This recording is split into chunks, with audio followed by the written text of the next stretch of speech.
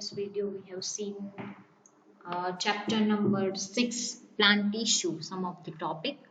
In that we covered introduction part. In that we have studied about the definition of the tissue. Tissues means a group of cells that are similar in structure and they all are work together to achieve particular function. So that group of cell we consider as a tissue.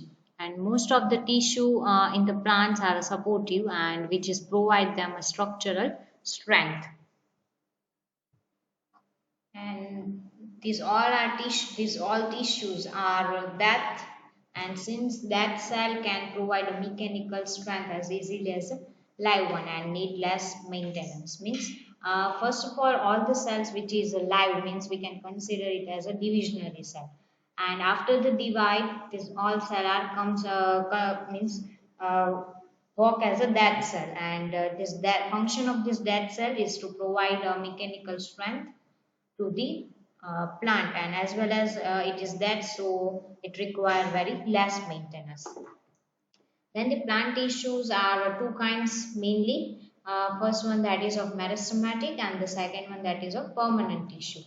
As we discussed that the meristematic tissue are a simple living tissue and which is arranged very flatly, means in the two cell the gap, or you can say the intramolecular intracellular space is very less, or you can say the absent, and this meristematic tissue cell wall, it is mainly made up by the cellulose, and this tissue does not possess the vacuoles, and it possesses the denser cytoplasm and the prominent nucleus, and also possess the large number of cell organelles, and as we see that the it does not possess the vacuole, so it cannot able to store the food because the vacuole is not there, so where it can be stored its food, and it is actively dividing cell, and that's why it is present. We can say that the location of the meristematic tissue is at the root and the shoot tip. Then after we have discussed about the classification of meristematic tissue, and this classification of meristematic tissue, it is mainly divided into the two types according to first one that according to their origin, and the second one that is according to its location. It is divided into the two types. So first of all we discussed about the classification of meristematic tissue according to their origin.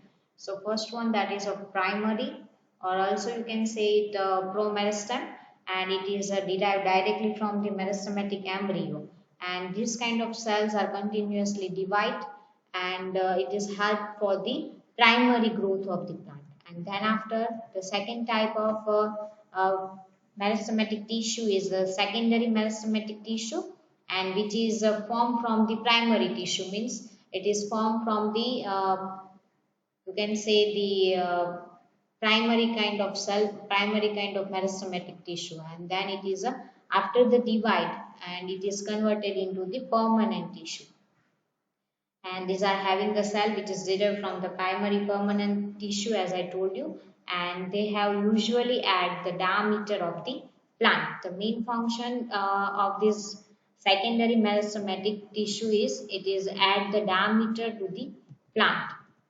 Then the next one that the classification of meristematic tissue on the basis of the location. The first already we have discussed that the classification of meristematic tissue according to their origin, and according to that it is divided into two types, primary and the secondary meristematic tissue.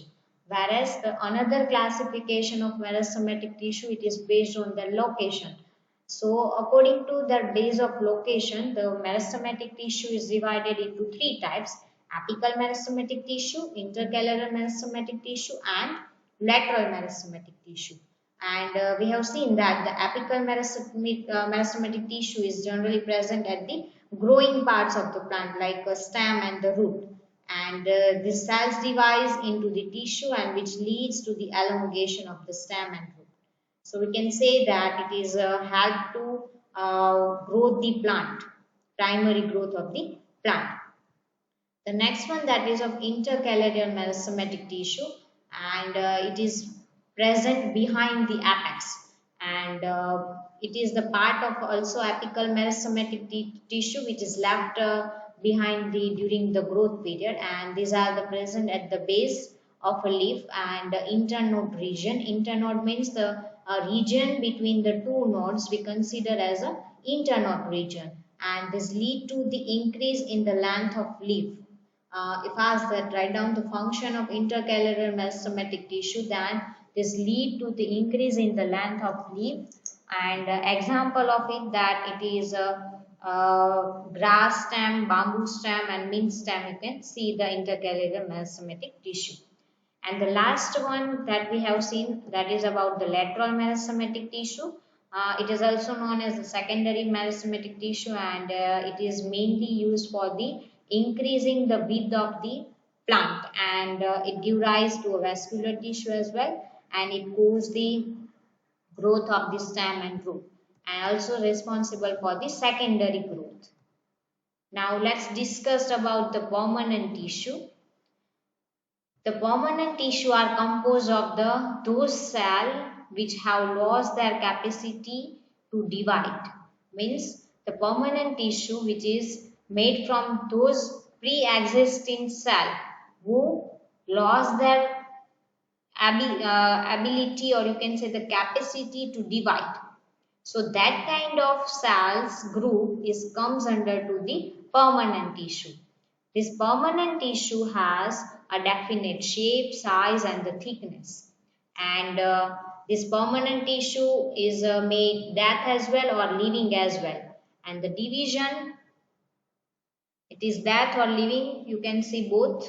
And the division and the differentiation of the cells of meristematic tissue is give rise to the permanent tissue, as I already told you.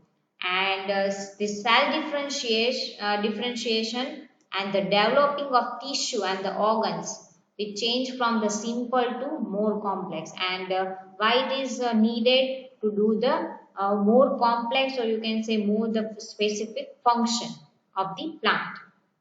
Then we have seen that the cell of permanent tissue who lost the capacity to attain divide, then it is converted into the permanent tissue. And this permanent tissue have a definite shape, size and the function. Now this permanent tissue, it is classified according to their structure and composition into the two types. One is the simple permanent tissue and the second one that is a complex permanent tissue. In this video, we will discuss about the simple permanent tissue. The simple permanent tissue means a tissue who made up by the same structure and who perform the same function.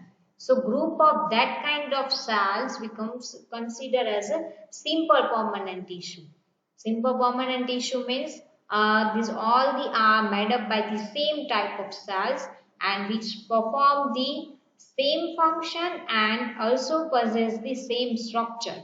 These are the made up of same type of cells which are similar to a structurally and the functionally is known as a simple permanent tissue.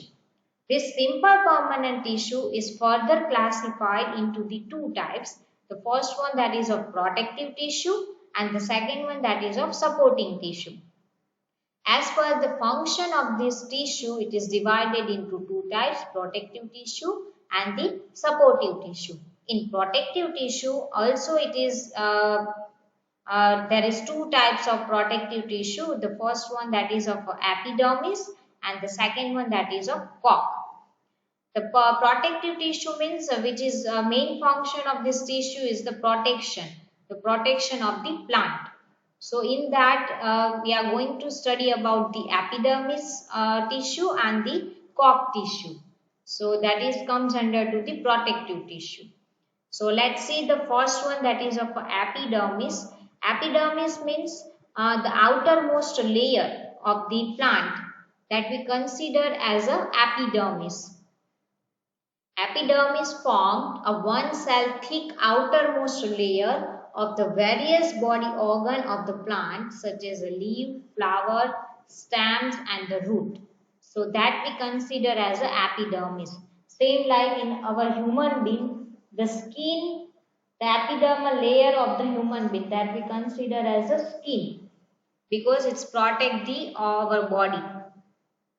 Same like in the plant, there is one outer layer is present and which is called as a epidermal layer, or you can say the epidermis. So the epidermis form one cell thick outermost layer of various body organ of a plant such as the leaves, flowers, stem and root. This epidermis is covered by the outside by the cuticle.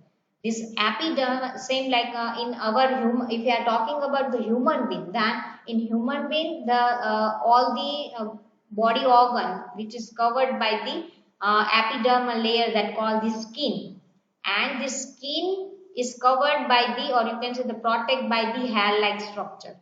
Same like in the plant, what happened? They possess the epidermal layer, means the outermost layer, and this epidermis is covered by the outside by the cuticle layer. Now, what is this cuticle layer?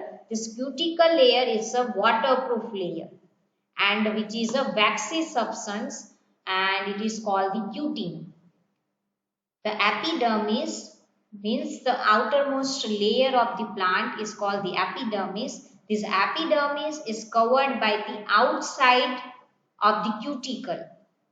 And what is cuticle? Cuticle is also one kind of layer and which is a waterproof layer, and it possesses the waxy substance, and this waxy substance is known as a cutin. Now the question is arise that how this cutin is made and how it is from where it is secreted. So this cuticle layer, or you can say the cutin, which is a waxy substance which is secreted by the epidermal cells only. The epidermis is covered by the outer side by the cuticle layer, and this cuticle possesses the waterproof layer, and it possesses the waxy substance, and this waxy substance is known as a cutin, and this cutin is secreted by the epidermal cell only. And this cuticle layer, it is very thick in a xerophyte. Xerophyte is also a one kind of group of plant which you can find out in aquatic habitat. So the cuticle is a very thick in a xerophyte. Now the cells of epidermis of leaves are not continuous at some place due to the presence of small pores called as a stomata. Now in epidermal layer means it is outermost layer. In this outermost layer there is a manifold like structure is there which is present in the epidermal layer. So this pore-like structure is known as a stomata. Now what is stomata? Stomata is a pore-like structure which is present in the epidermal layer of the plant.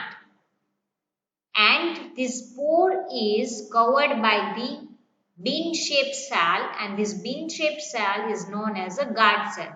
Now what is the function of this stomata? The main function of stomata is to exchange of the gas like oxygen and the carbon dioxide during the photosynthesis and the respiration process.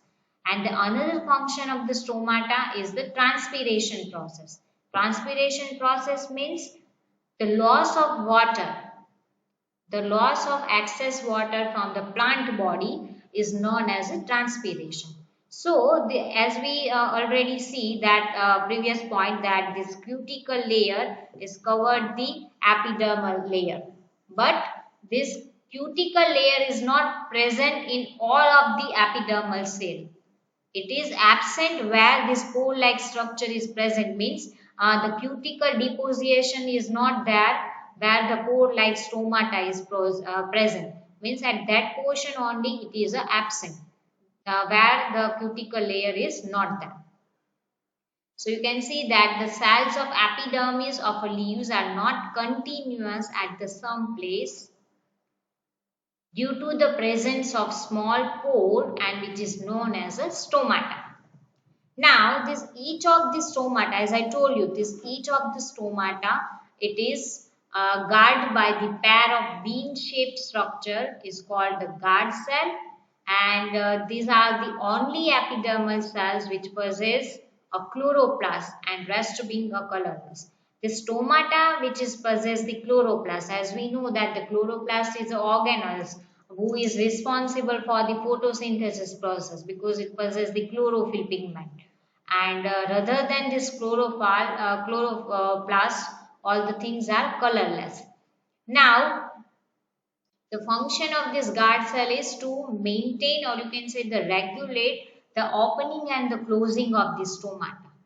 So each stomata is guarded by a pair of bean-shaped cell called the guard cell, and these are the only epidermal cell which possess the chloroplast and the rest being colorless.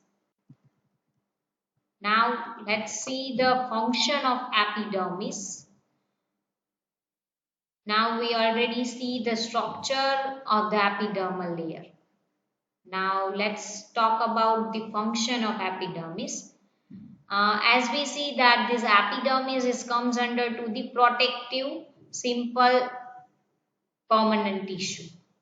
So from that only we can came to know that this is a kind of epidermis, the main function is a protection.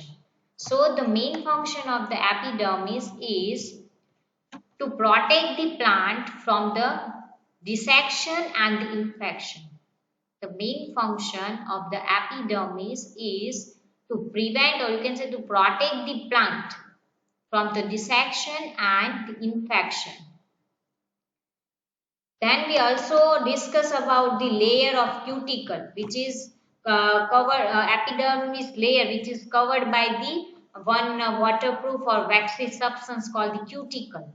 So now let's talk about the importance of the cuticle, or you can say the function of cuticle. So the cuticle of epidermis, it got the rate of transpiration and evaporation of the water and prevent the wilting. Now, transpiration, as I told you, transpiration means the loss of water, and evaporation means also a one kind of loss of water, means the liquid is converted into the water vapor.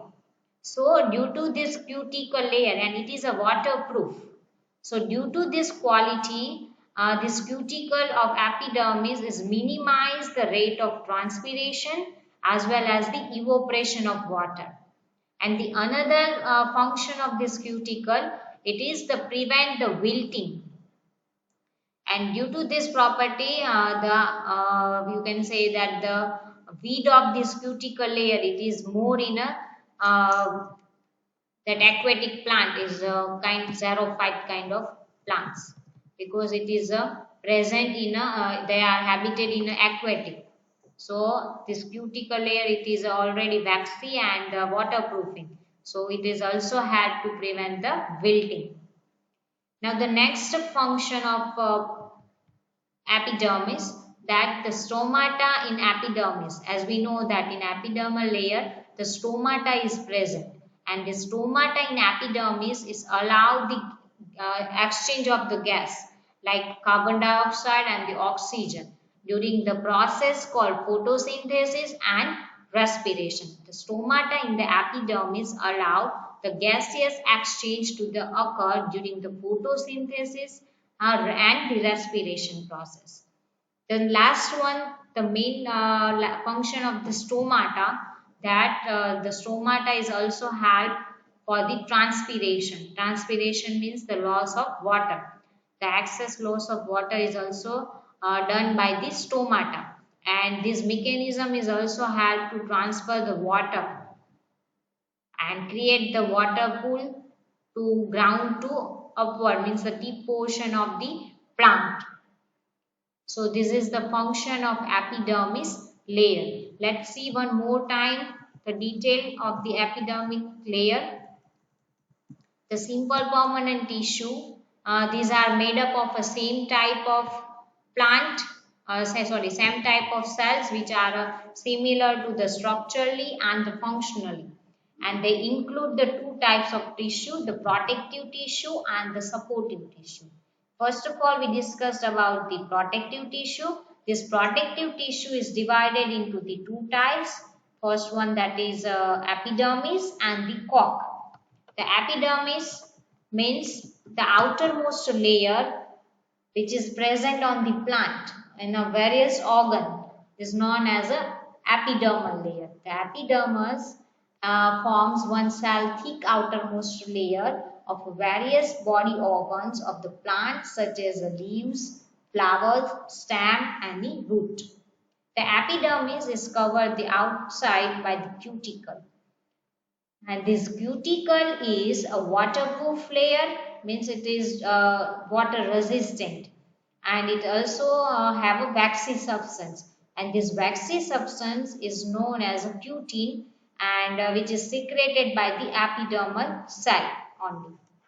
Now this cuticle is very thick in a xerophytes group of plant, and the cell of epidermis of leaves are not continuous, because at the some of the place there are a small pore-like structure is present, and this pore-like structure is known as a stomata.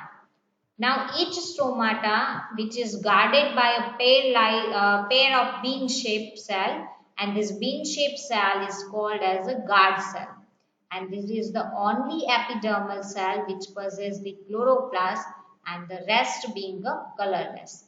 Means the stomata means the pore-like structure which is present in an epidermal layer, which is guarded by a bean-shaped cell.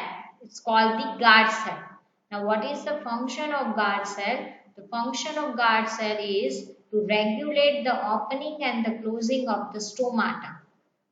And this epidermal layer, or you can say the epidermal cell, also possess the chloroplast. Chloroplast who are having the chlorophyll, means the color substance, green color pigment, and the rest being is a colorless. Now let's talk about the function of epidermis. The main function of epidermis is to protect the plant from the dissection and the infection.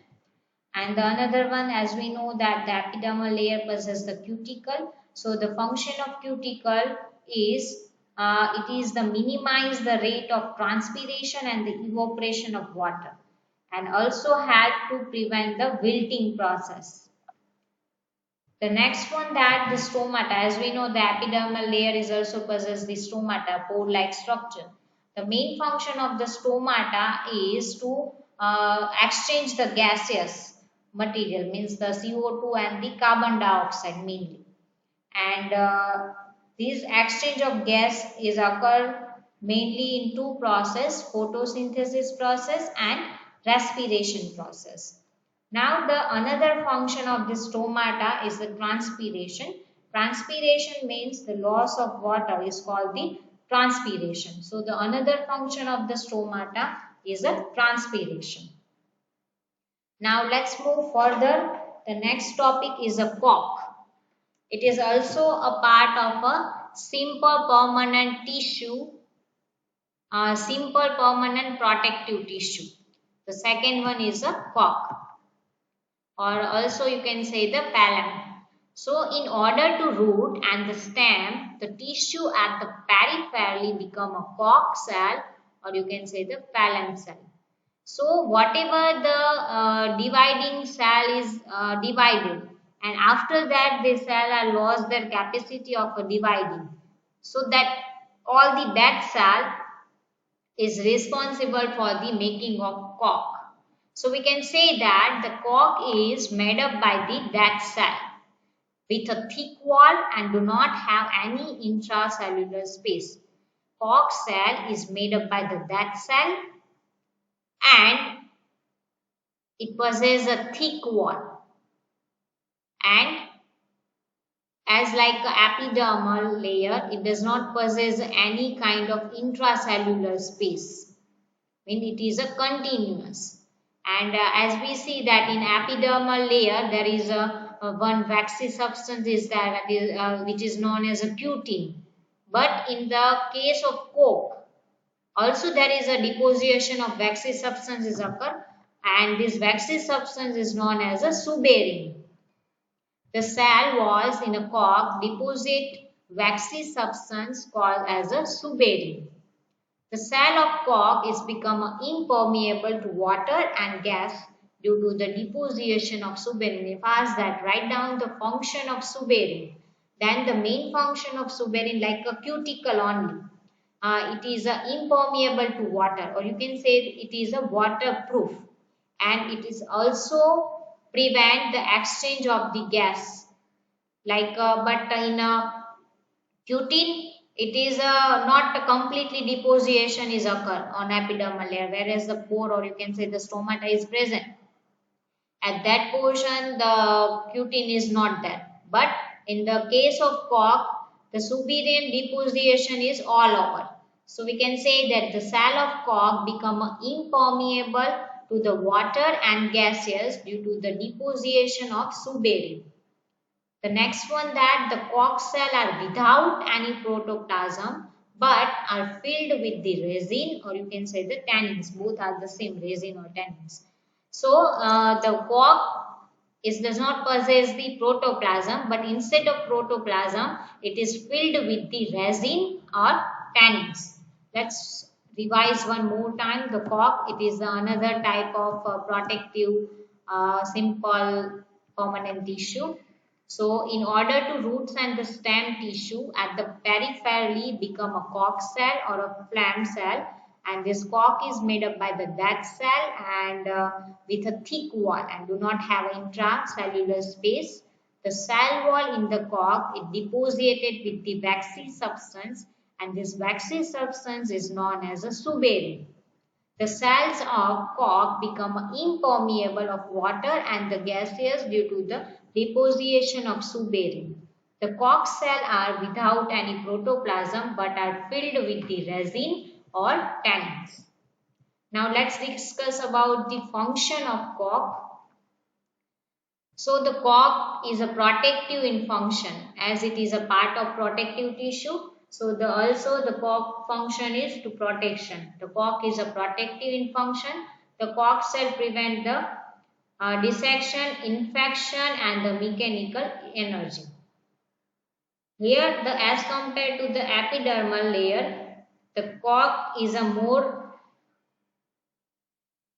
efficient for the protection, because the epidermal layer you can find in a green plant only, but the bark thing, in that you can see the cork portion. The cork is a protective in a function, and the cork cell prevent the dissection, infection and the mechanical injury to the plant.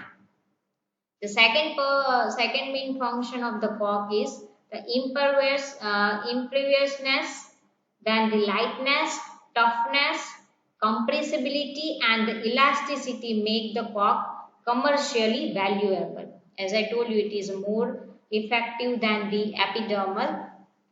So the cork is a imperviousness, lightness, toughness, compressibility and the elasticity, which makes the cork commercially valuable. And the cork is also used for the insulation as a shock absorber in a linoleum. The another function of the cork is used for the insulation as a shock absorber in a linoleum.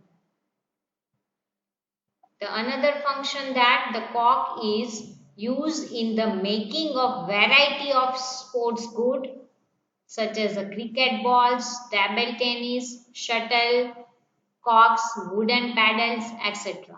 The another function of the cork means you can say that the uses of the cork. The cork is used in the making of variety of the sports goods such as the cricket balls, table tennis shuttles, corks and the wooden paddle, etc. Let's see one more time the function of cork. The cork is protective in function. Cork cell prevent the dissection, infection and mechanical injury. The imperviousness, lightness, toughness, compressibility and the elasticity make the cork commercially valuable.